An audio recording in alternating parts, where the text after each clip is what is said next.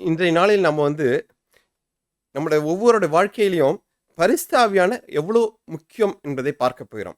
ஏன்னா இன்றைய நாளில் நிறைய பேர் என்ன சொல்லுகிறாங்க, நான் கிறிஸ்தவன், கிறிஸ்துவ வாழ்க்கை என்னால் வாழ முடியும், ஆனால் பரிசுத்த ஆவியானவருடைய உதவியின்றி பரிசுத்த ஆவியானவர் இல்லாமல் என்னால் கிறிஸ்துவ வாழ்க்கை வாழ முடியும்னு சொல்லிட்டு நிறைய பேர் சொல்கிறாங்க. ஆனால் அது முடியாத ஒரு காரியம். பரிசுத்த உதவி இல்லாமல் கிறிஸ்தவ வாழ்க்கை வாழ்வது என்பது ஒரு முடியாத ஒரு காரியம். ஆகையினால நமக்கு பரிசுத்தவனுடைய வேலை என்ன, அவரு எவ்வளோ நமக்கு நம்மளுடைய வாழ்க்கையில் எவ்வளோ முக்கியம் என்ற காரியங்களை நம்ம இந்த வேதத்தின் ஊடாக பரிசுத்தவனோட உதவியோட நம்ம படிப்போம். அதுக்கு முன்பாக நம்ம இப்போ தலைக்கழிந்து பரிசுத்தவனோட உதவியை நாம் நாடுவோம். மகா உன்னதங்கள் வீட்டிற்க பரிசுத்தமுள்ள பரலத்தின் பரமத்தந்தியே, இந்த வேளையிலும் ஆண்டவரேப்பா திருப்பாத்தில் எங்கள் ஒவ்வொருவரையும் தாழ்த்தி சமர்ப்பிக்கிறோம்.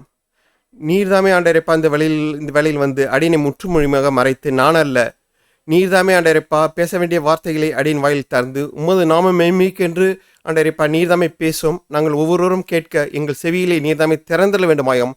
ஆண்டவரேப்பா அதை நீர் பேசுகிற அந்த வார்த்தையை அடியேனும் நாங்கள் ஒவ்வொருவரும் கேட்பது மட்டுமின்றி எங்கள் உள்ளத்தில் வைத்து எங்கள் வாழ்க்கையை ஆண்டவரேப்பா உமக்கென்று அர்ப்பணிக்கிறவர்களாக, உமதுக்கு ஆண்டவரேப்பா எங்கள் உள்ளத்தை திறந்தவர்களாக, உமக்கு என்று நாங்கள் வாழ்கிறவர்களாக எங்கள் சமர்ப்பிக்கிறவர்களாக மாற்றிட வேண்டுமாயும். ஆண்டவரேப்பா உண்மைக்கு பிடித்தமான வழியில் நாங்கள் வாழ எங்கள் ஒவ்வொருவரையும் மாற்றிட வேண்டுமா கெஞ்சி மன்றாடினோம்.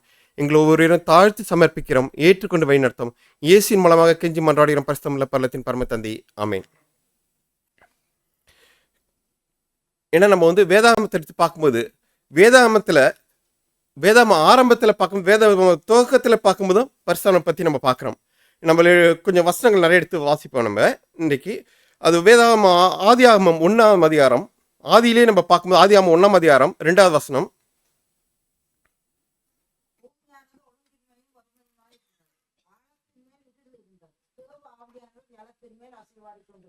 ஆமாம், அந்த ஆதியாகமம் அந்த பைபிளோட ஆரம்பத்தில் நம்ம என்ன பார்க்குறோம், தேவ ஆவியானவர் ஜலத்தின் மேல் அசைவாடி கொண்டிருந்தான்னு சொல்லிட்டு பார்க்குறோம். அதே போல் வேத துவக்கத்தில் பார்த்தோம். இது பைபிள் முடிவில் என்ன பார்க்குறோம், முடிவில் என்ன போட்டிருக்குது பார்ப்போம். வெளிப்படுத்தல் 22ஆம் அதிகாரம் 14வது வசனம்.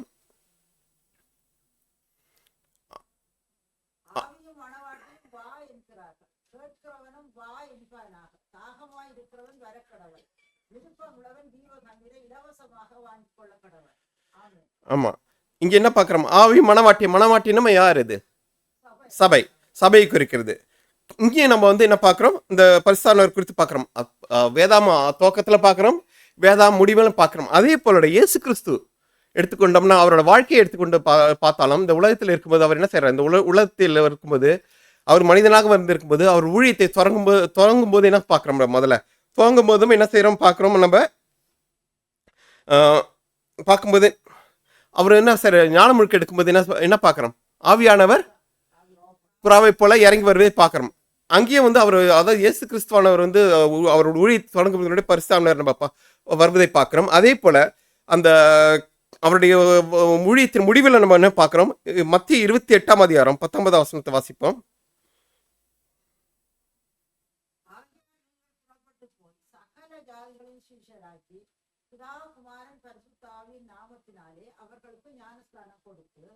ஆமா, அதுமாரி இயேசு கிறிஸ்துவோட அவர் ஊழிய முடிவிலே நம்ம என்ன பார்க்குறோம், பரிசுத்தவான்கள் பார்க்குறோம். ஆகையினால துவக்கத்திலையும் வேதாம துவக்கத்திலையும் சரி முடிவிலையும் சரி பரிசுத்தவான் பார்க்குறோம். அதே போல் சுவிசேஷம், இந்த சுவிசேஷத்தின் துவக்கத்திலையும் நம்ம என்ன பார்க்குறோம், பரிசுத்தவான்களை பார்க்குறோம். அதே போல் முடிவிலே நம்ம பார்க்குறோம்.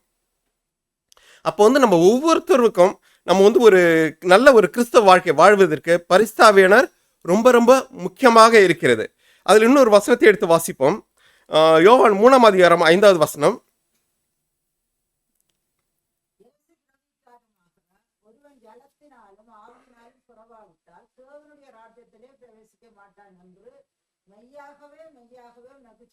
ஆமா, இந்த வசனம் எதை குறித்து பேசுகிறதுனா ஞானம் முழுக்க குறித்து பேசுகிறது. அப்போ ஒருவன் ஞானம் முழுக்க கண்டிப்பா எடுத்தாதான் என்னது, அது ஒரு ஆப்ஷன் கிடையாது. சரி எடுக்காம இருக்கலாங்கிறனா கண்டிப்பா எடுக்கணும். அப்போ ஆவியானவரை பெற்றுக்கொள்ள முடியும். அப்பதான் என்ன பண்ண முடியும், அவன் பரலோக ராஜ்யத்தில் பிரவேசிக்க முடியும்னு சொல்லிட்டு வேதாகமம் சொல்கிறது.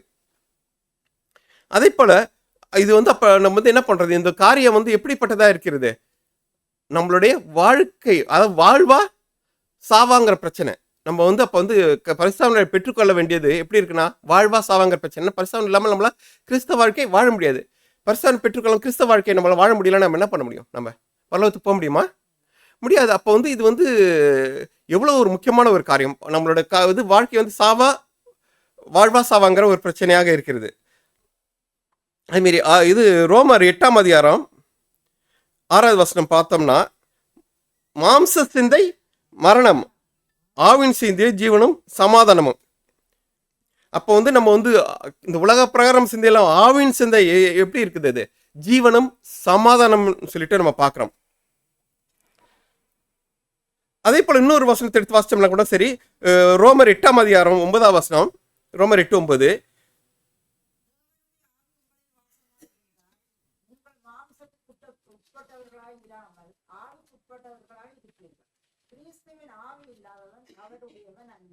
ஆமாம். அப்போ வந்து நம்ம என்ன பார்த்தோம்? கிறிஸ்தவ வாழ்க்கை வாழ்னா ஆவியானவர் எவ்வளோ முக்கியம்னு சொல்லி பார்த்தோம். இப்போ வந்து பரிசுத்தாவியானவர் அவர் இல்லைன்னா என்ன போடப்பட்டிருக்கு வசனம்? கிறிஸ்தின் ஆவி இல்லாதவன் அவருடையவன் அல்ல. அப்போ வந்து வேதாகம் வந்து ரொம்ப தெளிவாக சொல்லப்பட்டிருக்குது. அப்போ வந்து நம்ம வந்து இன்னும் உள்ள போகிறதுக்கு முன்னாடி, பிரசங்கத்துக்கு உள்ளாக போகிறதுக்கு முன்னாடி முதல்ல பரிசுத்தாவியானவர் குறித்து சில காரியங்களை நம்ம பார்த்துக்கொள்வோம். அதுக்கு பிறகு அவருடைய நம்மளுக்கு எப்படி தேவை, எப்படி நம்மளோட வாழ்க்கையில் கிறிஸ்தவ வாழ்க்கை வந்து அவர் எப்படி நம்மளுக்கு வந்து உதவி செய்கிறார் அவருங்கிறதெல்லாம் நம்ம பார்ப்போம். ஏன்னா பரிசுத்த ஆவியானவரை பற்றி நம்ம கொஞ்சம் தெளிவாக இருந்துக்கணும். எல்லாரும் நீங்கள் வந்து பைபிள் ஸ்டடியிலேயே படிச்சிருப்பீங்க எல்லாருமே அந்த பார்க்கும்போது.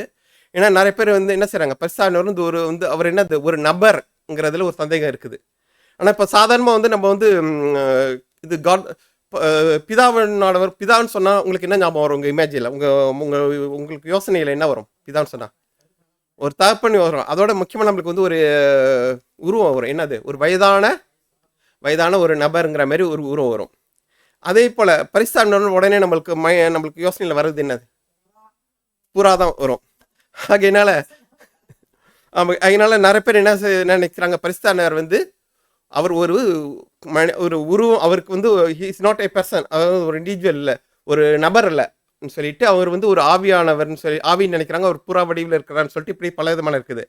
ஆனால் நம்மளுக்கு வந்து இந்த ரட்சிப்பின் திட்டத்துக்கு வரும்போது அவர்கள் என்ன செய்தால், மூவர் ஒன்றாக இருந்தாலும் என்ன செய்கிறாங்க, அவர் என்ன செய்கிறார், அவர் வந்து நம்ம மனித பாஷையில் நம்ம புரிஞ்சு கொள்ளணும்னா அவர் என்ன செய்தார், நான் வந்து மனிதர்களுக்கு வந்து அப்பா அந்த குடும்ப ரிலேஷன் வச்சு பேசுகிறதா புரியுங்கிறதுக்காக நான் வந்து பிதாவாக இருக்கிறேன், நீர் வந்து குமாரனாக போகணும்னு சொல்லிட்டு அந்த ஒரு அது உருவாக்கப்பட்டது. அந்த ஒரு இது நம்மளுக்கு புரிஞ்சு கொள்வதாக உருவாக்கப்பட்டது. ஆகையினால ஆவியானவர் அவருக்கு வந்து அவர் வந்து ஒரு நபர், அவர் வந்து ஆவி என்பது கிடையாது. ஏன்னா சில பேர் என்ன பண்ணாங்க, அவர் வந்து பெந்தகுஸ்து நாளில் வந்து இந்த நாக்கு வடிவில் வந்தனால அவர் சில பேர் என்ன நினைக்காங்க, ஆவியானவரும் அவங்களுக்கு வந்து அந்த இமேஜுக்கு அது கூட வரலாம். அவளுக்கு எண்ணத்தில் வந்து ஒரு இந்த நாக்கு வடிவ வரலாம், அதுமாரி புறா வடிவன்னு நினைக்கிறாங்க. ஆனால் கிடையாது. அவருக்கு வந்து எப்படி அவருக்கு வந்து துக்கம் இந்த இதெல்லாம் உண்டு அவருக்கும். அதனால தான் என்ன பண்ணுறோம்னு வசனத்தில் நம்ம வாசிக்கும் போது அன்றைய எபேசியர் 4ஆம் அதிகாரம் 30ஆம் வசனத்தில், அன்றியும் நீங்கள் மீட்கப்படும் நாளுக்கு என்று முத்திரையாக பெற்ற தேவனுடைய பரிசுத்தாவியை துக்கப்படுத்தாதிருங்கள்னு சொல்லி நம்ம வாசிக்கிறோம். அப்போ வந்து பரிசுத்தாவியை துக்கப்படுத்தினா அவர் என்ன பண்ணுவார், நம்மளை விட்டு விலகி விடுவார். அவர் துக்கப்படுத்தாதிருங்கள்னு சொல்லிட்டு பார்க்குறோம். அதே போல் இன்னும் வசனத்தை பார்த்தோம்னா இன்னும் நம்மளுக்கு படிக்கிற நேரம் கூட ஆவியை அவித்து போடாதிருங்கன்னு சொல்லிட்டு நம்ம வேதாகமத்தில் வசனத்தை நம்ம பார்க்குறோம். அதே போல் நம்ம வந்து இதெல்லாம் வந்து இந்த காரியத்தை வந்து நம்மளுக்கு வந்து ஒரு ஜஸ்ட் ஒரு இது தான் சொல்ல வரேன். நம்மளுக்கு வந்து நம்ம தெளிவாக இருக்கணும். அவர் என்னது, அவர் ஒரு நபர், அதில் வந்து நம்மளுக்கு எந்த சந்தேகமும் இருக்கக்கூடாது. அப்போ வந்து நம்மளுக்கு வந்து இயேசு கிறிஸ்துவானார் இந்த உலகத்தை விட்டு பரலோகத்துக்கு போகும்போது நம்மளுக்கு அவர் கொடுத்த ஒரு பெரிய பரிசு என்ன, ஆவியானவர். அது வந்து அவர் வந்து ஒரு மிகப்பெரிய நம்ம ஒவ்வொருக்கும், எனக்கும் சரி உங்களுக்கும் சரி, அவர் கொடுத்த ஒரு மிகப்பெரிய பரிசு. ஆகையினால இந்த நாம் வந்து கிறிஸ்துவ வாழ்க்கை வாழ்வதற்கு அது இந்த பரிசானவர் ரொம்ப ரொம்ப ஒரு முக்கியம். அவரோட உதவி இல்லாமல் நம்மளால அந்த வாழ்க்கையை வாழ முடியாது, ஒரு நல்ல வாழ்க்கை. அப்போ வந்து ஒரு நபர் வந்து ஞானம் முழுக்க எடுத்தாதான் வந்து பரிசானவரை பெற்றுக்கொள்ள முடியுமா? கிடையாது. ஏனென்றால் அவர் தான் என்ன செய்கிறார், பரிசானவர் தான் ஒரு நபரை என்ன செய்கிறார், நம்ம தேவனிடத்தில் வழி நடத்துகிறாரா இருக்கிறார். அதே போல் அவர் என்ன செய்கிறார், வழி நடத்துறது மட்டும் இல்லாமல் அவர் என்ன செய்கிறார், அவர் உள்ளத்தில் என்ன செய்கிறாரு, அவர் பரிசுத்தவான்கள் பேசுகிறார். சரி பார்க்குறோம். இன்னும் யோவான் யோவான் 6ஆம் அதிகாரம் 44வது வசனத்தை வாசிப்போம். யோவான் 6:4 44. என்னை அனுப்பின பிதா ஒருவனை விடுத்துக் கொள்ளாவிட்டால் அவன் என்னிடத்தில் வரமாட்டான். கடைசி நாட்களில் நான் அவனை எழுப்புவேன். ஆமாம், என்ன பார்க்குறோம்? என்னை அனுப்பின பிதா ஒருவனை இழுத்துக் கொள்ளாவிட்டால் அவன் என்னிடத்தில் வரமாட்டான். இன்னைக்கு சரி, இப்போ நீங்களும் சரி நானும் சரி, நம்மளாம் வந்து நான் வந்து கத்தோலிக்கிலேருந்து வந்திருக்கிறேன், நீங்களும் சரிங்க, இங்கே உட்காந்துருக்க நிறைய பேர் என்ன எல்லாம் வந்து வெளியிலேருந்து வந்திருக்கிறீங்க. ஆனால் இன்றைக்கு வந்து பரிசானவர் உங்கள் உள்ளத்திலையும் இன்னொரு உள்ளத்திலையும் பேசினதுனால தான் என்ன செய்கிறோம், நம்ம இந்த இடத்துல இன்னைக்கு உட்காந்துருக்கிறோம். அவர் பேசும்போது அவர் சத்தத்துக்கு நம்ம செவி கொடுத்ததுனால அவர் தான் என்ன செய்தார், நம்மளை இங்கே இழுத்து கொண்டு வந்திருக்கிறார். இல்லை நம்மள இங்கே வரல. ஆனால் ஒவ்வொருவரையும் பரிசானவர் அழைக்கிற அழைப்பு இருக்குதுல்ல, வித்தியாசம். உங்களை அழைத்த மாரி என்னை அழைக்கல, என்னை அழைத்த மாரி உங்களுக்கு ஒவ்வொரு நபரையும் அவர் வந்து ஒவ்வொரு விதமாக அவளுக்கு ஏற்றாற்போல் வந்து அழைக்கிறார். அவர் தான் என்ன சார் தேவ இடத்துல நம்மளை வழி நடத்துகிறார்னு சொல்லிட்டு பார்க்குறோம். இன்னும் பார்த்தோம்னா கூட சரி நம்ம பார்க்குறோம், இது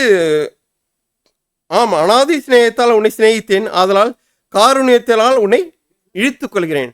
அதே போல தான் உங்களை என்ன பண்ணுறாரு, அவர் அனாதி சிநேகத்தால் நம்மளை சிநேகித்து இழுத்துக்கொள்ள. அதே போல் இந்த உலகத்தில் உள்ள எல்லாரையும் அவர் என்ன செய்கிறாரு, சிநேகித்திருக்கு. அதுக்காக தான் இந்த உலகத்திற்கு என்ன செய்தார், அவர் இயேசு கிறிஸ்து வந்தார், வந்து பாடுபட்டு நம்மளுக்கு ஒவ்வொருத்தருக்கார சில பேருக்காக மறிக்கல, எல்லாருக்காக மறிச்சிருக்கிறார். ஆகையினால் அவர் எல்லாரையும் அவர் வந்து அழைக்கிறார். ஆனால் அந்த சத்தத்தை கேட்டு செவி கொடுக்கிறவர்களை என்ன செய்தார், அவர் பக்கமாக அவர் இழுத்துக்கொள்ளன்னு பார்க்குறோம். எப்படி வந்து இந்த சூரியகாந்தி விதை நம்ம வந்து டூர்லாம் போகும்போது பார்த்துருப்போம், இங்கே நிறைய இது பார்ப்போம். சூரியகாந்தி என்ன பண்ணோம், சூரியன் வரும்போது என்ன பண்ணோம், அது வந்து அந்த சூரியனை நோக்கி பார்க்கும். அதே போல் அது வந்து என்னத்தினால அந்த சூரியனை பற்றி பார்க்குறது யாருக்கா தெரியுமான்னு தெரியல, எனக்கும் தெரியாது அது. அதனால உங்களுக்கு தெரியும். ஆனால் சூரியனை பார்த்து என்ன பண்ணோம், கரெக்டாக அது பார்க்கும். அதே போல் நம்மளை பரிசாரம் என்ன செய்கிறாரு, அவர் இடத்துல அந்த எப்படி சூரிய வெளிச்சத்தை வந்து நோக்கி இந்த சூரியகாந்தி எப்போ பார்க்குதோ அதே போல் நம்மளை வந்து என்ன செய்கிறார், அவர் தேவனிடத்தில் நம்மளை வழி நடத்துகிறவராக இருக்கிறார்.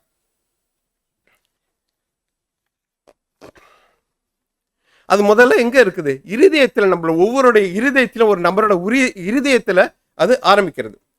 பரிசுத்தவானோட வேலை என்னன்னு சொல்லி பார்ப்போம். அது தெரிஞ்சுக்கொண்டதான் நம்ம பார்க்க முடியும் பரிசுத்தவானோட வேலை.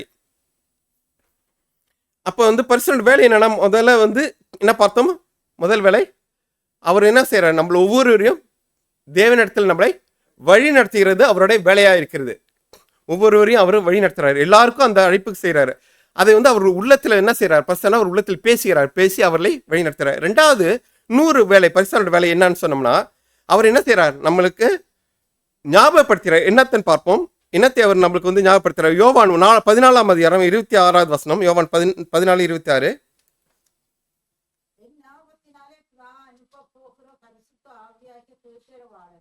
எல்லாவற்றையும் உங்களுக்கு போதித்து நான் உங்களுக்கு சொன்ன எல்லாவற்றையும் உங்களுக்கு நினைப்பூட்டுவார். ஆமாம், என்ன செய்வார் அவர், என்னது எல்லாவற்றையும் உங்களுக்கு போதித்து அவர் நினைப்பூட்டுவார். சரி, என்னத்தை நினைப்பூட்டார், நம்ம வந்து ஏற்கனவே நம்ம வந்து இப்போ வந்து உதாரணத்துக்கு வந்து நீங்கள் வந்து யாரையும் போய் சந்திக்கிறீங்க, பேசுகிறீங்க, இல்லை ஓய்வு நாள் பாடம் நீங்கள் எல்லாரும் எடுக்கிறீங்க, ஓய்வு நாள் பாடம் தயார் பண்ணுறீங்க, இல்லை பிரசங்கம் ரெடி பண்ணுறீங்கன்னு வச்சுங்க. அப்போ நீங்கள் ஏற்கனவே ஏதாவது புக்ஸில் படிச்சிருந்தாலும் சரி, யார்ட்டையாச்சும் ஏதாவது ஒரு பிரசங்கம் பேசும்போது அவர் பேசுகிற பிரசங்கம் கேட்டிருந்தீங்கனாலும் சரி, இல்லை வந்து ஓய்வு நாள் பாடத்தில் கேட்டிருந்தீங்கனாலும் சரி, ஏதாவது படிச்சிருந்தாலும் வேதாமத்தில் படிக்கும்போது இருந்த வசனங்களை என்ன செய்வார், நீங்கள் வந்து மற்றவர்கிட்ட பேசும்போது ஒரு நபரை ரோட்டில் போகும்போது சந்திக்கிறீங்க, அவர்கிட்ட சந்திக்கும் போது அவர்கிட்ட வந்து சத்தியத்தை சொல்வதற்கு பகிர்ந்து கொள்வதற்கு என்ன செய்வார், அந்த காரியங்களை அவர் நினைப்போட்டுகிறார். எந்த நேரத்தில் என்ன பேசணுங்கிறத என்ன செய்கிறார், அவர் பரிசான நினைப்போட்டுகிறார் இருக்கிறார். அப்போ வந்து நம்மளுக்கு வந்து அவரை ஞாபகப்படுத்துறதுனா என்ன பண்ணணும், நம்ம ஏற்கனவே வந்து என்ன பண்ணியிருக்கணும், நிறைய பிரசங்கங்களோ வேதாமத்தையோ படித்து இருந்தால்தான் அந்த படித்த காரியங்களே தான் அவன் நினைப்போட்டார். நம்ம வந்து ஒன்றுமே நம்மளை வந்து படிக்காமல் இருந்து ஒன்று இருந்தாலும் அந்த நேரத்தில் அவர் என்ன செய்ய முடியாது, அவர் நினைப்பட்ட முடியாது. அப்போ நம்ம வந்து படித்திருக்கும் போது அது ஏற்ற வேலை நினைப்பார். யாருக்காக, தேவனுடைய நம்ம மகிமைக்கென்று அவர் ஊழியை செய்வதற்காக அவர் என்ன செய்கிறார், அதற்காக அவர் நினைப்போட்டார். அது வந்து பரிசுத்தவானுடைய வேலையாக இருக்கிறது. அவர் வந்து அப்போ வந்து நம்மளை வந்து என்ன செய்கிறார், அதை நினைப்பூட்டி அவருக்கு நம்மளுக்கு உதவி செய்து நம்மளை என்ன சார் வழி நடத்துகிறார், நம்மளை வந்து என்ன சார் வந்து தேற்றுகிறார், தேற்றவாளான்னு சொல்லி சொல்கிறார். அவர் வந்து நம்மளை தேற்றுகிறவராகவும் இருக்கிறார் சொல்லிட்டு பார்க்கலாம். அவர் அடுத்ததாக அதே போல் 1 கொரிந்தியர் 2ஆம் அதிகாரம் 14 வசனத்தை எடுத்து வாசிப்போம். 1 கொரிந்தியர் 2:14. சுவாபமான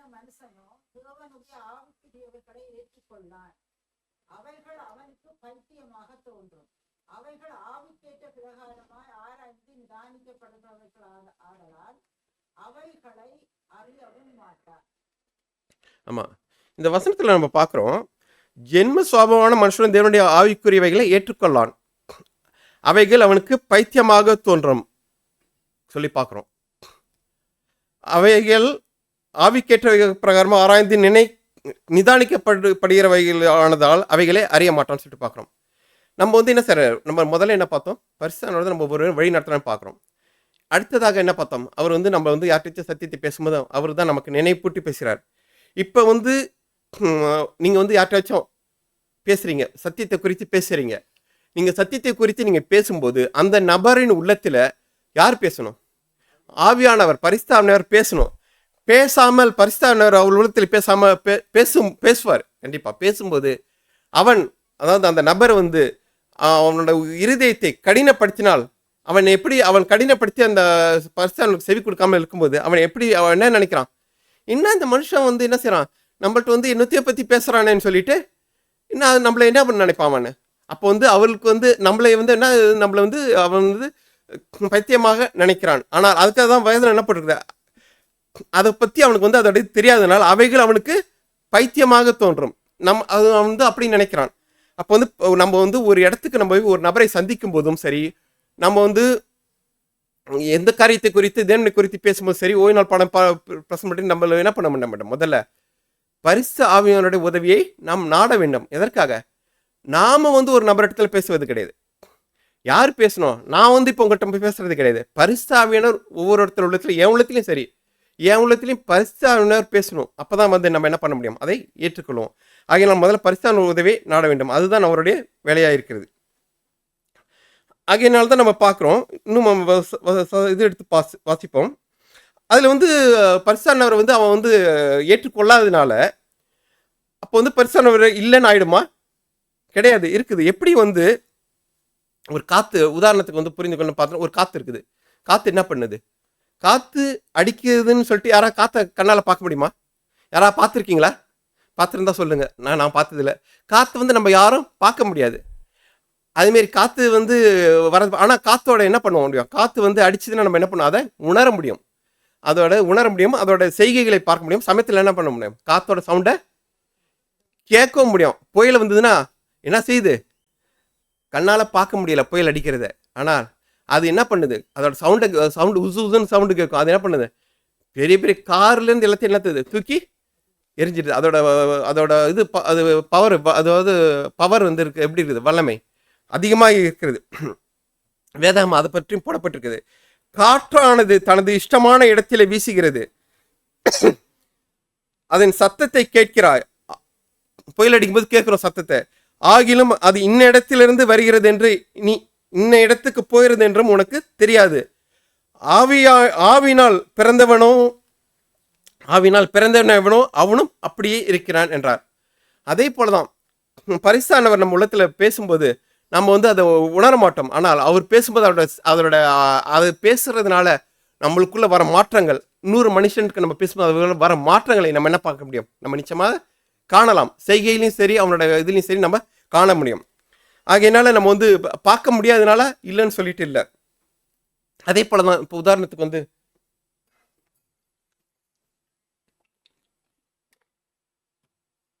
கரண்ட் இருக்குது. கரண்ட் யாராவது பார்த்துருக்கீங்களா? கரண்ட் என்ன ஒன்றுமே இல்லை, கரண்ட்டுங்கிறீங்களா சொல்லிட்டு சொல்கிறோம். ஆனால் சுவிட்சை போட்டால் என்ன செய்யுது, இங்கே லைட் எரியுது. கரண்ட் கண்ணால் பார்க்க, ஆனால் அதோட சுவிட்சை போட்டதுனால அது எப்பேற்பட்ட காரியத்தெல்லாம் அது வந்து மிஷின்லேருந்து எல்லாத்தையும் ஓட வைக்குது. பெரிய பெரிய தொழிற்சாலையெல்லாம் ஓட வைக்குது. கரண்ட் இல்லைன்னு சொல்லிட்டு அதை போய் தொட்டு பார்த்தா என்ன ஆகும், அப்போ தான் அதோட வல்லமை நம்மளுக்கு புரியும் வச்சுங்களேன். அதே போல தான் நம்ம வந்து பரிசுத்தவானவருடைய வல்லமையை வந்து நம்ம வந்து மிகப்பெரியது, அது வந்து நம்ம வந்து உணர்ந்த வேண்டும். அதனால தான் என்ன பண்ணப்பட்டது, காது உள்ளவன் கேட்க கடவன் சொல்லிட்டு நம்ம பார்க்குறோம். அதே அடுத்ததாக அவரோட பரிசுத்தோட வேலை பார்க்கும்போது அவர் என்ன செய்யறார், சத்தியத்தை வந்து என்ன பண்றார், நமக்கு சத்தியத்தில் வந்து நம்ம வந்து ஈர்க்கிறார். சத்தியத்தை ஈர்த்து என்ன செய்யறார், நம்ம வந்து சத்தியத்தை வந்து அதை ஏற்றுக்கொள்ள முடியாது செய்து இயேசு கிறிஸ்துவின் வழி நடத்தி நம்மை சுத்திகரித்து பரிசுத்தப்படுத்துகிறார். இதுதான் அவருடைய வேலை. சுருக்கமாக சொல்ல போனோம்னா 2 தெசலோனிக்கேயர் 2ஆம் அதிகாரம் 13ஆம் வசனத்தை எடுத்து வாசிப்போம். பிரியமான சகோதரரே, நீங்கள் ஆவியினாலே பரிசுத்தமாக்கப்படுவதனாலும் சத்தியத்தை விசுவாசிக்கிறதுனாலும் வெற்றிப்படையும் படித்து ஆதி முதல் தேவன் உங்களை தெரிந்து கொண்டபடியினாலே நாங்கள் உங்களை குறித்து எப்பொழுதும் தேவனை ஸ்தோத்திரிக்க கடனாளிகளாக இருக்கிறோம். ஆமென். அப்ப நம்ம என்ன பண்ணணும்? யாரால பரிசுத்தமாக்கப்பட வேண்டும்? ஆவியினாலே நம்ம பரிசுத்தமாக்கப்பட வேண்டியது அவசியமா இருக்குது. நம்ம அப்போ ஒவ்வொருவரும் சரி கிறிஸ்தவ வாழ்க்கை வாழ்வதற்கு பரிசுத்தமானவர் ரொம்ப முக்கியமாக தேவை. அதனால தான் சில பேர் நம்ம கேள்விப்பட்டிருப்போம். என்ன செய்கிறாங்க, நிறைய பேர் என்ன பண்ணுறாங்க, அவர்கள் இருக்கிற ஒரு சத்தியத்தில் ஒரு சபையில் சமயத்தில் மன திருப்தி இல்லாமல் என்ன பண்ணுவாங்க, பல காரியங்களே என்ன பண்ணுவாங்க, பல சபைக்கு போய் தேடுவாங்க. ஆனால் தேடும்போது ஆவியானவர் அவர்கள் இடத்துல உள்ளத்தில் பேசி ஒரு சத்தியத்தில் வழி நடத்தும்போது அது கேட்கும்போது என்ன பண்ணுவாங்க, இந்த சத்தியத்தை தான் நான் என்ன பண்ணிட்டு இருந்தேன், தேடிக்கிட்டு இருந்தேன் சொல்லிட்டு, இதுதான் உண்மையான சத்தியம்னு சொல்லிட்டு எத்தனை பேர் இந்த உண்மையான சத்தியத்தை ஏற்றுக்கொண்டு வந்திருக்காங்கன்னு நம்ம சாட்சிகள் நிறைய கேட்டிருக்கோம். இவ்வளோ பேர் வந்திருக்கிறாங்கன்னு சொல்லி கேட்டிருக்கோம். அதேமாதிரி தான் இங்கேயும் சில பேர் அதுமாரி தான் இருக்கிறோம். ஆகையினால ஆவியானவர் அந்த சத்தியத்தை நம்ம உள்ளத்தில் பேசி நம்மளை வழி நடத்துகிறவராக இருக்கிறார். அப்போ ஞானஸ் முழுக்க எடுத்தப்பதான் ஆவியானவர் ஒரு நபர் பெற்றுக்கொள்கிறாருன்னா இல்லை. ஏன்னா அவர் முன்னாடி வழி நடத்துகிறார். அதுக்கு பார்க்க போன உதாரணத்தை நம்ம 2 உதாரணம் சொல்லலாம் நம்ம. ஏன்னா கொர்னேலியோ அவர் நூற்றுக்கு அதிபதி, எப்படிப்பட்ட ஒரு வாழ்க்கை வாழ்ந்தார் சொல்லுவோம் பார்க்கலாம். ஆனால் அவர் என்ன செய்யறாரு, ஒரு நல்ல ஒரு வாழ்க்கை வாழ்ந்த மனிதன் சொல்லி பார்க்கலாம். அதே போல பவுலும் என்ன செய்யறாரு, அது நீங்க என்ன செய்யுங்க, அது வசனத்தை வாசிச்சோம்னா கர்த்தருடைய ஆவிசாவளே பரவாயில்ல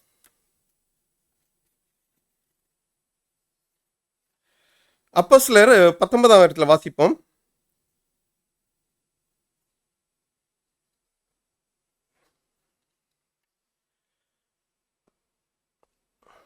இல்லை பிறந்த அந்த வசனம் எனக்கு தெரியல.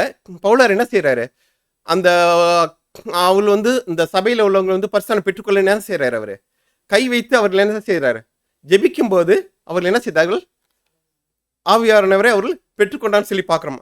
ஆகையினால நம்ம ஞானம் முழுக்கு முன்னாடியும் சரி பரிசுத்தமானவர் வேலை செய்கிறார், அவர் தான் நம்மளை வழி நடத்துகிறார். அதே போல் ஞானம் முழுக்கு பெறும்போதும் என்ன செய்கிறார், அந்த ஞானம் முழுக்கு பெறும்போது நம்ம ஆவியானவரை பெற்றுக்கொள்ள அதுமாரி அந்த போதகரும் இல்லை யாராவது தலையில கை வச்சு ஜெபிக்கும் போது அவர்கள் பெற்றுக்கொள்கிறான்னு சொல்லி பார்க்குறோம். அதே போல அவர்களுக்கு எது எந்த காரியத்தில் பரிசுத்தமானவர் நமக்கு உதவி செய்கிறார், சத்தியத்தை விளங்கிக் கொள்வதற்கு. சத்தியத்தை நம்ம ஒவ்வொருத்தரும் கேட்கும்போதும் நானும் கேட்கும்போது என்ன ஆகுது, சத்தியத்தை விளங்கிக் கொள்ள உதவி செய்கிறார் நம்மளுடைய சிந்தனையில. அடுத்ததாக சத்தியத்தை விசுவாசிக்க செய்கிறார்.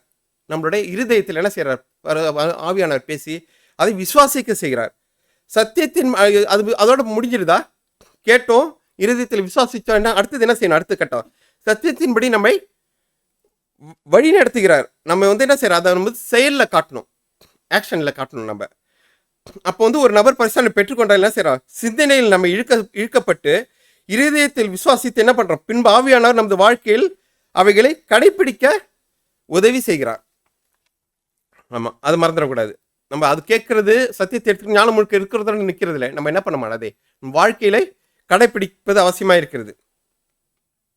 அப்போ நம்ம கடைப்பிடிக்கும் போது அடுத்ததாக என்ன செய்யணும், நம்ம அதை நம்ம மற்றவர்களுக்கு என்ன பண்ணுறோம், நம்மளை இயேசு என்னவா வைத்திருக்கிறார், இங்கே இந்த உலகத்தில் இயேசு கிறிஸ்து என்னவா வைத்திருக்கிறார், நம்மளை சாட்சியாக இந்த உலகத்தில் வைத்திருக்கிறார். அப்போஸ்தலர் 1ஆம் அதிகாரம் 8வது வசனத்தை வாசிப்போம். அப்போஸ்தலர் 1:8.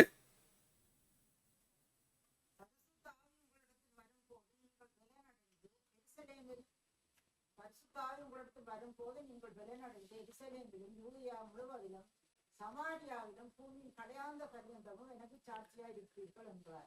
ஆமா, அப்ப என்னது, பரிசுத்த ஆவி உங்களிடத்தில் வரும்போது நீங்கள் பலனடைந்து எருசலேமிலும் யூதேயா முழுவதிலும் சமாரியாவிலும் பூமியின் கடைசி பரியந்தமும் எனக்கு சாட்சிகளாக இருப்பீர்கள் என்றார். அப்ப நம்ம என்னது, ஒரு சாட்சியாக வைத்திருக்கிறார். ஆமா, அப்போ சில பேர் என்ன சொல்றாங்க, நம்ம சபையை பார்த்து சில பேர் என்ன சொல்றாங்க, பரிசாவி கரெக்டாக சொல்லிட்டீங்க, கேள்விப்பட்டீங்களா இல்லையா அது? ஆமாம், அனல் இல்லை பரிசாவியானவர் இல்லைன்னு சொல்லி சொல்கிறாங்க அவங்க. ஆனால் அவங்களை என்ன நினைத்து கொள்கிற, பரிசாவி வந்தால் என்ன பண்ணணும்னு அவர்கள் என்ன தவறாக நினைத்து கொண்டிருக்காங்களா, பரிசாவி தான் என்ன செய்யணும், அந்நிய பாஷை பேசணும், ரட்சிக்கப்பட்டு விட்டீங்களா, அந்நிய பாஷை பேசணும் சொல்லிட்டு பேசுகிறார்கள். ஆனால் வேதத்தின்படி நம்ம பார்த்தோம்னா அந்நிய பாஷை பேசுவதோ இதுவோ வந்து பரிசாவை பெற்றுக்கொள்வதற்கு ஒரு அடையாளம் அல்ல. பரிசுத்தாவியானவர் இல்லாமல் நம்மளால் வாழ்க்கை நடத்த முடியாது. அவர் தான் வந்து ஒவ்வொருவரும் நம்மளை நடத்தி கொண்டு இருக்கிறார். அப்போ வந்து நம்ம வந்து இன்னும் பார்க்க போனோம்னா ஆதி அப்போஸ்தலர் சபையில் பரிசுத்த ஆவியானவரை பெற்றுக்கொண்டு அவர்கள் அந்நிய பாஷைகள் பேசினார்கள். உண்மைதான். எதற்காக பேசப்பட்டது, எதற்காக அவர்கள் பேசினார்கள்? அந்த நேரத்தில் வந்து அங்கே கூடியிருந்த மக்கள் என்னது, ஒவ்வொருத்தரும் பல பாஷைக்காரர்களாக இருந்தார்கள். அவர்களுக்கு வந்து இவர்கள் பேசுகிற பாஷை புரியாது. அப்போ என்ன பண்ணாரு, அவர்கள் வந்து ஒரு பாஷையில் பேசினாலும் இங்கே ஒவ்வொருத்தரும் 10 பேர் இருந்தாலும் 10 பேருக்கு என்னது, அவர்கள் பேசுகிற பாஷை வந்து அவர்கள் தாய்மொழியில் அவர்களுக்கு வந்து விளங்க பண்ணி ஒவ்வொருத்தரும் ஆச்சரியப்பட்டார்கள். அற்புதமாக இருந்தது. ஆனால் இன்றைய நாளில் என்ன செய்கிறார்கள், அப்போ எனக்கு பரிசாவி வந்துட்டு சொல்லிட்டு அவர்கள் பேசுகிறார்கள். அவர்கள் பேசுறது அவர்களுக்கும் புரியல, கேட்குற ஒருத்தருக்கும் புரிய மாட்டேங்குது, நம்மளுக்கும் புரியாது. அது வந்து பரிசாவினர் பேசுறது ஒரு கிடையாது. பரிசாவன் வந்து பேசுவது அது கிடையாது. பரிசாவன் பேசினால் வந்து அது அற்புதமாக இருக்கும், மற்றவர்கள் ஆச்சரியப்பட வேண்டும். நம்ம வாய்க்கு வந்ததெல்லாம் வளர்றது அது கிடையாது. ஆகையினால பரிசாவினர் கொள்வது பரிசு பெற்ற சபைன்னு சொல்லி நம்மளுக்கு எல்லாருக்கும் தெரியும். அது நம்ம அதெல்லாம் இன்னும் டீப்பாலாம் நம்ம விரும்பல. அப்போ வந்து பரிசு இருந்தால் நம்மளோட வாழ்க்கை எப்படி இருக்க வேண்டும் முதல்ல நம்ம பார்த்தோம். பரிசு ஒரு நபர் பெற்றுக்கொண்டால், அந்த சபை பெற்றிருந்தால் எப்படி இருக்க வேண்டும்? அவர் பெற்றுக்கொண்டு அவர் என்ன செய்யறார், பரிசாவினர் தேவனத்தில் வழி நடத்துகிறார் பார்த்தோம். அவர் கிரியை செய்து இருதயத்தை மாற்றுகிறார். என்ன செய்யறார், அவருடைய செய்கைகள் மாறும்னு சொல்லிட்டு நம்ம பார்க்குறோம். அப்போ வந்து ஒரு நபர் பரிசாவை பெற்றுக்கொண்டால் அவரோட செய்கைகள் எப்படி இருக்கும்? அவர் என்ன செய்வார், தேவனுக்கு கீழ்ப்படுகிறவர், கற்பனைக்கு கீழ்ப்படுகிறவர்களாக என்ன செய்வார், மாற்றுவார். அப்படி ஒரு நபர் கற்பனை கீழ்ப்படியாமல் இருந்தால் அது வந்து என்னது, பரிசாவினை பெற்றுக்கொள்ளாத ஒரு நபராக தான் இருக்க முடியும். இன்னும் நம்ம எடுத்து வாசிப்போம், வசனத்தை எடுத்து வாசிப்போம். ரோமர் 8ஆம் அதிகாரம் 13, 14 வசனம், 13 வசனத்தை முதல்ல வாசிப்போம். ரோமர் 8ஆம் அதிகாரம் 13வது வசனம்.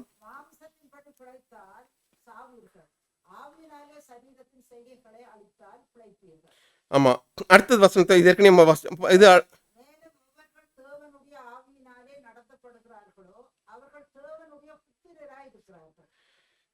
ஆமா. அப்போ வந்து நம்ம வந்து தேவனுடைய ஆவினால நடத்தப்பட்டாதான் நம்ம வந்து யாரு, நம்ம வந்து நானும் வந்து அவருடைய பிள்ளைன்னு சொல்லிக்க முடியும். அப்போ நம்ம வந்து ஒவ்வொருவரும் தேவனுடைய ஆவினால் நடத்தப்படுவது அவசியமாக இருக்கிறது. நம்ம வந்து எப்படி வந்து ஒரு லைட் எரியணும்னா அந்த சுவிட்சை போட்டால் லைட் எரியுதோ, அது வந்து கனெக்ஷனில் இருக்குதோ. நம்ம வந்து ஒரு நல்ல கிறிஸ்தவ வாழ்க்கையை வாழணும்னா எந்த நேரமும் என்ன பண்ண வேணும், பரிசுத்தவானோட நம்ம தொடர்பில் இருந்து கொண்டே இருந்தால் தான் நம்ம என்ன பண்ண முடியும், ஒரு நல்ல ஒரு கிறிஸ்தவ வாழ்க்கை வாழ முடியும்.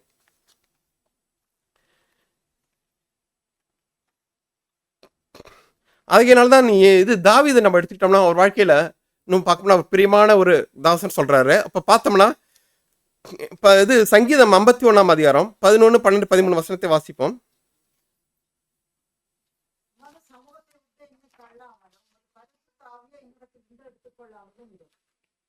ஆமா,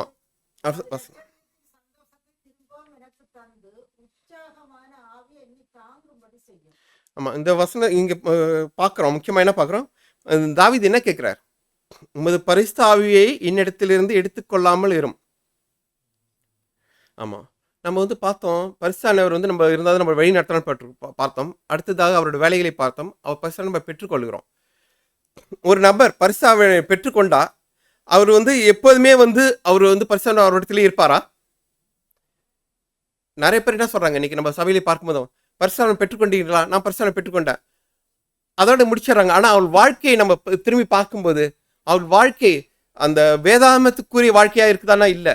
ஆனால் அவள் என்ன சொல்றாங்க, பரிசுத்தவை பெற்றுக்கொண்டா, ஒரு முறை பெற்றுக்கொண்டா அவள் வாழ்நாள் ஃபுல்லாக பரிசுத்த அவரோட தங்கி இருக்காருன்னு அர்த்தமாய் வேதாமத்தில் உதாரணத்துங்களை பார்ப்போம். அப்படி இல்லை. ஏன்னா இங்கே தாவீது என்ன சொல்றாரு, நீங்கள் அந்த வசனத்தில் பார்க்கும்போது உமது பரிசுத்தாவை என்னிடத்திலிருந்து எடுத்துக்கொள்ளாமல் இரும்.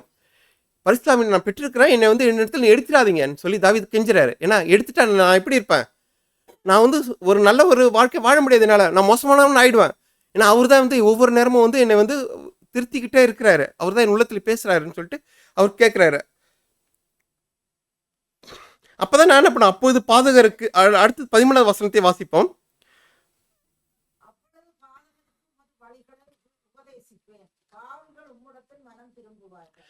பரிசுத்தாவியானவர் இருந்தால் தான் நான் என்ன பண்ண முடியும், மற்றவர்களுக்கு நான் சத்தியத்தை சொல்லுவேன், அவர்களை நான் என்ன பண்ணுவேன், உம்மிடத்துல வழி நடத்துவேன்னு சொல்லிட்டு அவர் சொல்றாரு. அவர் நம்மளுக்கு கொடுக்கப்பட்ட ஊழியத்தை நான் வந்து அப்பதான் செய்ய முடியும்னு சொல்லிட்டு தாவீது சொல்றதை பார்க்கிறோம். அதே போல நம்ம வந்து ஒரு நபர் வந்து பெற்றுக்கொண்டா வந்து என்னது, பரிசுத்தாவியானவர் வந்து எப்போதும் அவர்கிட்ட இருக்காருல்ல, நாம் வந்து எப்படி நடந்து கொள்கிறோமோ அவரை வந்து பரிசுத்தாவியானவர் வந்து நம்ம துக்கப்படுத்தாது இருங்கன்னு சொல்லிட்டு நம்ம பார்க்கிறோம். துக்கப்படுத்தினா என்ன பண்ணுறோம், நம்ம விட்டு விலகி விடுவார்னு சொல்லி பார்ப்போம். இது வந்து வேதாமத்தை எடுத்து பார்த்தா கூட நம்ம வந்து சம்பவங்களை பார்க்கலாம். ரெண்டு நபரோட சம்பவத்தை எடுத்து நம்ம பார்ப்போம். உங்களுக்கு அனைவருக்கும் தெரியும், சாம்சனோட கதை தெரியும். சாம்சனோட கதை எடுத்து பார்த்தோம்னா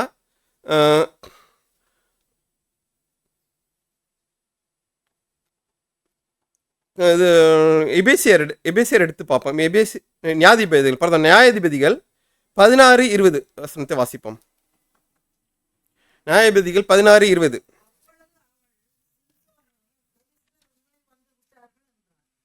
அவன் நித்திரை விட்டு விழித்து கர்த்தர் தன்னை விட்டு விலகினதை அறியாமல் எப்பொழுதும் போல உபாதி போட்டு வெளியே போவேன் என்றான்.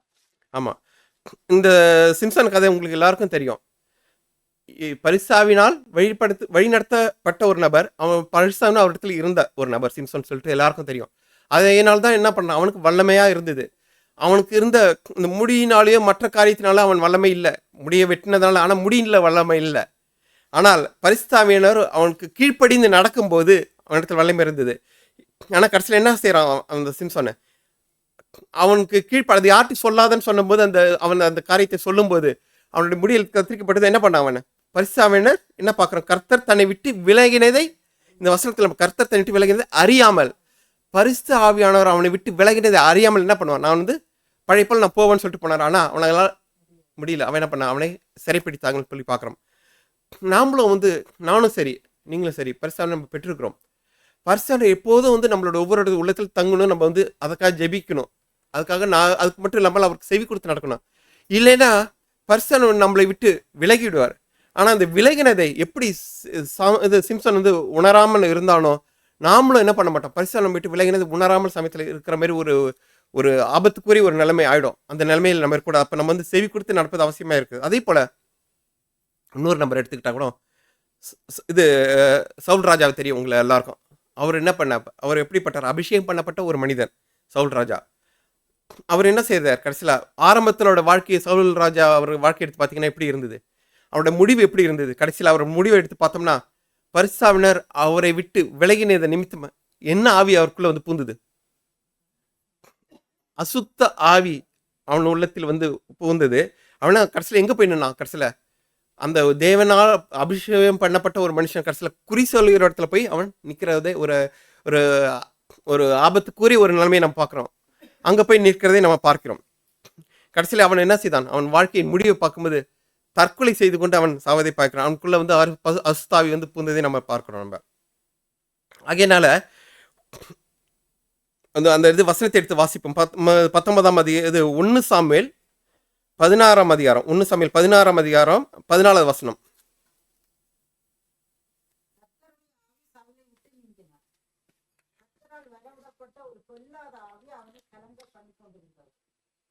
ஆமா, கர்த்தரோட ஆவி சவுலை விட்டு நீங்கினார், கர்த்தரால் வரவிடப்பட்ட ஒரு பொல்லாத ஆவி அவனை கலங்க பண்ணிட்டுன்னு பார்க்குறோம். கர்த்தரால் வரவிடப்பட்டதுன்னு கிடையாது. அதை பார்க்கணும்னா என்னது பார்க்குறோம், பரிசுத்தாவி இருக்கும்போது அங்கே யாருக்கு இடம் இல்லை, அசுத்தாவிக்கு அங்கே இடம் கிடையாது. ஆனால் பரிசுத்தாவியை வந்து அந்த இடத்தை விட்டு நீங்கும் போது ஆட்டோமேட்டிக்காக அங்கே யார் வந்து உள்ள பூர்வா, அசுத்தாவி வந்து இடம் பூந்துறதை பார்க்குறோம். அதே போல தான் இன்னும் பார்வோன் கதை எடுத்துட்டா கூட என்ன பார்க்குறோம், அது அந்த எலிஜா டைமர் எழுதுறாங்க, என்னது பரிசுத்தாவினர் வந்து அந்த பார்வோன் உள்ளத்திலையும் போராடி கொண்டிருந்தார். ஆனால் அவன் மனதை கடினப்படுத்தியது நிமித்தம் என்னது, பரிசுத்தாவின் விலகினார். ஆகையினால அவன் மனம் கடினப்பட்டதுன்னு சொல்லிட்டு பார்க்குறோம்.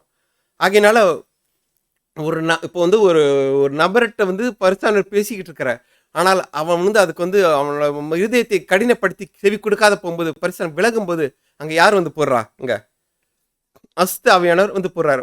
இன்னும் உதாரணத்துக்கு எடுத்துட்டா கூட ஒரு டம்ளரில் என்ன பண்ணுவோம், ஃபுல்லாக கிளாஸ் ஃபுல்லாக தண்ணி இருக்குது, அந்த தண்ணியை எடுத்து ஊற்றிட்டோன்னு வச்சுங்க, அந்த கிளாஸில் என்ன இருக்குது உள்ள, வெறும் கிளாஸ் இல்லை, உள்ள என்ன இருக்குது, காற்று, தண்ணி, ஆவியானவர் அங்கே இல்லை. ஒரு நம்மள இருதயத்தில் இருக்கணும், ஆவியானவர் இல்லைன்னா அங்கே என்ன இருக்குது, அங்கே கண்டிப்பாக வந்து 100 ஆவி இருக்குது. அர்த்தம். பரிசுத்தாவியில் இருக்கணும். நம்ம அப்போ வந்து நம்மளுடைய இதுக்கு நம்மளுக்கு என்னத்துக்கு ஜெபிக்கணும்? பரிசுத்தம் நம்ம உள்ளத்துல இருக்கணும், ஜெபிக்கணும். பரிசுத்தம் நம்ம உள்ளத்துல இல்லைன்னா நம்மள வந்து இன்னொரு ஆவியை நம்ம பெற்றுக்கொள்வது நிச்சயமாக இருக்கிறது. நம்ம அதே போல அடுத்தது வசனத்தை எடுத்து வாசிப்போம். மார்க் 3ஆம் அதிகாரம் 22 வசனத்தை 22, 29, 30 வசனம் வாசிப்போம். 22, 29, 30. எருசலேமிலிருந்து வந்த வேதபாரகர், இவன் செயல் செய்கிற பூவாலை கொண்டிருக்கிறான், பிசாசுகளின் தலைவனாலே பிசாசுகளை துரத்துகிறான் என்றார்கள். ஒருவன் பரிசுத்த ஆவிக்கு விரோதமாக தூசணம் சொல்வானாகி அவன் என்றென்றைக்கும் மன்னிப்படையாமல் நித்திய ஆக்கினைக்குள்ளாய் இருப்பான் என்றார். அசுத்த ஆவியை கொண்டிருக்கிறான் என்று அவர்கள் சொன்னபடியினாலே அவர் படித்தார். ஆமா, இந்த சம்பவத்தை நீங்க வந்து படிச்சிருப்பீங்க. இயேசு கிறிஸ்து என்ன செய்கிறார்? பிசாசுகளை துரத்துற காரியத்தை நம்ம பார்க்குறோம். ஆனால் அங்கே இருக்கிற என்ன செய்கிறாங்க? அங்கே இருக்கிறவர்கள் பரிசேயர்கள் என்ன சொல்கிறாங்க? அவர்களை வந்து அசுத்தாவினால் துரத்துறன்னு சொல்லும்போது அவர் என்ன சொல்கிறார்? இந்த வசனத்தை சொல்கிற 30ஆம் வசனம், அசுத்த ஆவியை கொண்டிருக்கிறார் என்று அவர்கள் சொன்னபடினாலே அவர் இப்படி சொன்னார் சொல்லிட்டு பார்க்குறோம். அப்போ வந்து ஒரு நபர் ஒரு அபிஷேகம் பட்டப்பட்ட ஒரு நபர் வந்து காரியத்தை செய்கிறாருன்னு பரிசாவினாலும் காரியத்தை செய்யும்போது நம்ம வந்து அதை வந்து தவறாக பரிசாவி செய்யலன்னு சொல்லிட்டு சொல்லும்போது வந்து யாருக்கு விரோதமாக அந்த காரியத்தை நம்ம சொல்றவர்களாக இருக்கிறோம்? பரிசு ஆவியினருக்கு விதமாக அந்த காரியத்தை நம்ம சொல்லிடுறவராக இருக்கிறோம். பரிசு ஆவியானவர் செய்கிறாருன்னு சொல்லிட்டு ஒரு நம்மளுக்கு கண்ணுக்கு முன்னாடி பரிசானவர் காரியத்தை செய்கிறார். ஆனால் நம்ம ஏற்றுக்கொள்ளாத போது நம்ம என்ன செய்கிறோம்? அதை வந்து பரிசுத்தனுக்கு விரோதமாக செய்கிற ஒரு காரியம்னு சொல்லி பார்க்குறோம். ஆனாலும் நம்ம என்ன பண்ண வேண்டியது? இந்த உலகத்தில் பல அற்புதங்கள் நடக்குது. ஆகிய நம்ம எச்சரிக்கையாக இருப்பது அவசியமாக இருக்குது. பரிசாவியனோட காரியமா அசுத்த ஆவியனால் செய்யப்படுற காரியமானு சொல்லிட்டு நம்ம வந்து வித்தியாசப்படுத்துவது ரொம்ப அவசியமாக இருக்குது. ஆனால் வித்தியாசப்படுத்துவது ரொம்ப எளிது. எப்படி நம்ம கண்டுபிடிக்கலாம்? எப்படி கண்டுபிடிக்கலான்னு பார்க்கும்போது எசேக்கியேல் 36:27 பார்ப்போம். எசேக்கியேல் 36:27. உங்கள் உள்ளத்திலே என் ஆவியை வைத்து உங்களை என் கட்டளைகளில் நடக்கவும் என் நியாயங்களை கைக்கொள்ளவும் அவைகளின்படி செய்யவும் பண்ணுவேன். ஆமா, பரிசுத்தனை பெற்றிருக்க ஒரு நபர் எப்படி இருப்பான்னு சொல்லிட்டு போடப்பட்டிருக்குது. உங்கள் உள்ளத்திலே என் ஆவியை வைத்து உங்களை என் கட்டளையில் நடக்கும் என் நியாயங்களை கைக்கொள்ளும் அவைகளின்படி செய்யும் பண்ணுவேன்.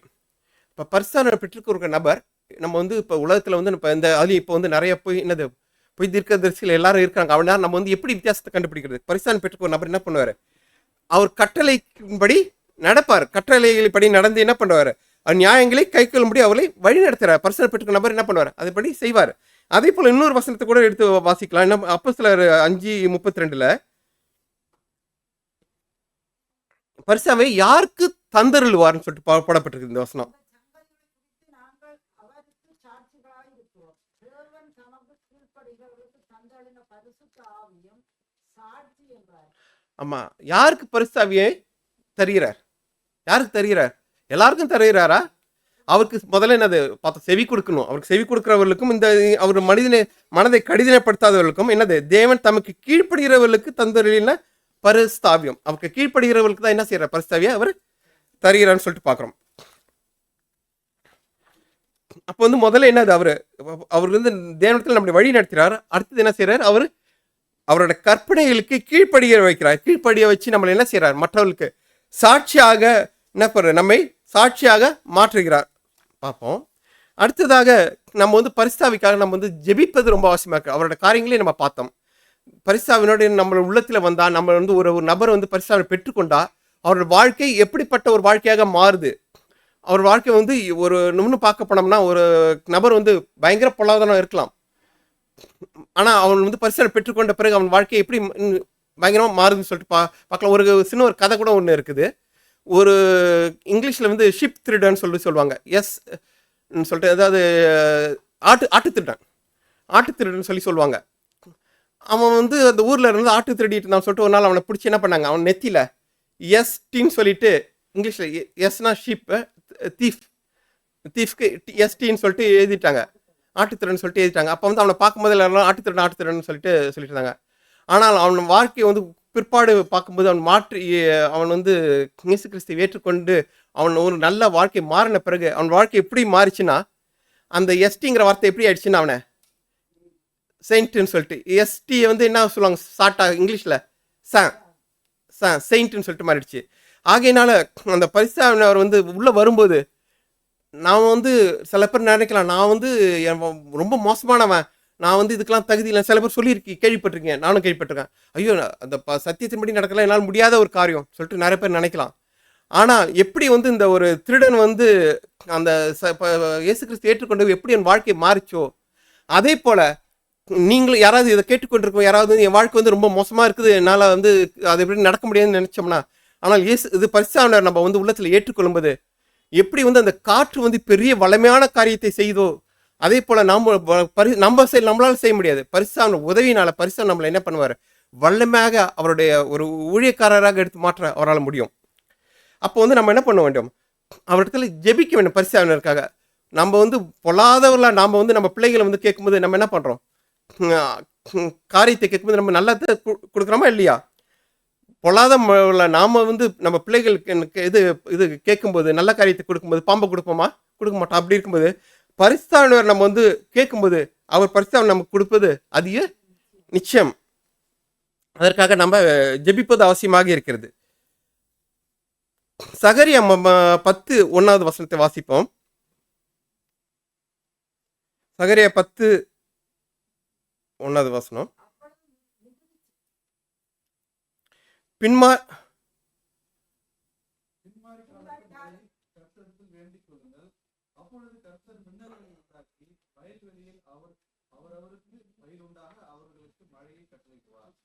ஆமாம், நம்ம வந்து ஏற்கனவே முன்மாதிரி பார்த்துறோம். ஆனால் இப்போ வந்து பின்மாரி வந்து நம்ம வந்து இப்போ கடைசி காலத்தில் வாழ்ந்து கொண்டிருக்கிறோம்.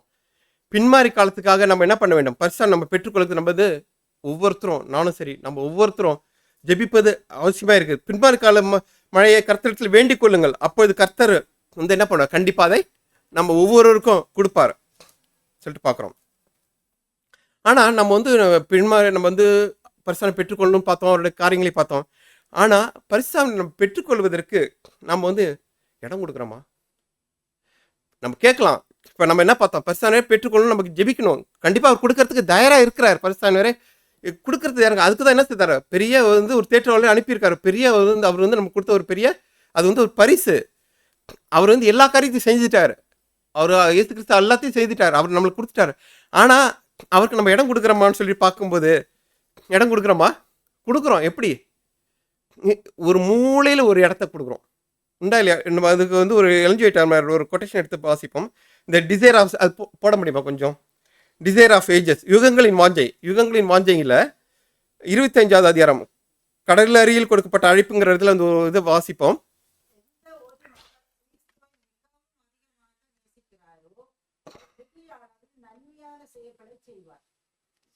ஒரு பக்கமாக நீக்கி வைத்துவிட்டு தனது இதயத்தில் பரிசுத்த ஆவியானவர் செயலாற்றுவதற்கு எந்த நபர் இடம் கொடுத்து தேவனுடைய காரியத்திற்கு தனது வாழ்க்கையை முற்றிலுமாக அர்ப்பணம் செய்கிறாரோ அப்படிப்பட்ட நபரால் உண்டாகக்கூடிய பயன்களுக்கு அளவே இல்லை. ஆமா, என்ன இந்த வசனத்தில் என்ன சொல்லுது, அது என்ன பண்றது, நம்ம வந்து என்ன பண்ண வேண்டுமா, இந்த எலிஜிபிலிட்டி அம்மையார் என்ன எழுதுறாங்கன்னா, பரிசுத்தவருக்கு நம்ம இடம் கொடுக்கணும். தனது இருதயத்தில் பரிசுத்த ஆவியானவர் செயலாற்றுவதற்கு எந்த நபர் இடம் கொடுத்து, அப்போ வந்து என்ன பண்ண வேண்டியதாக இருக்குது, இடம் கொடுக்கணும்.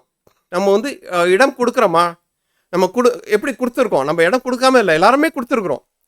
நானும் சரி கொடுத்துருக்கேன். ஆனால் நான் எவ்வளோ பெரிய இடத்த நான் கொடுத்துருக்கேன் பார்க்கும்போது நம்ம வந்து ஒவ்வொருவரும் அந்த அடுத்த இமேஜ் போட முடியுமா?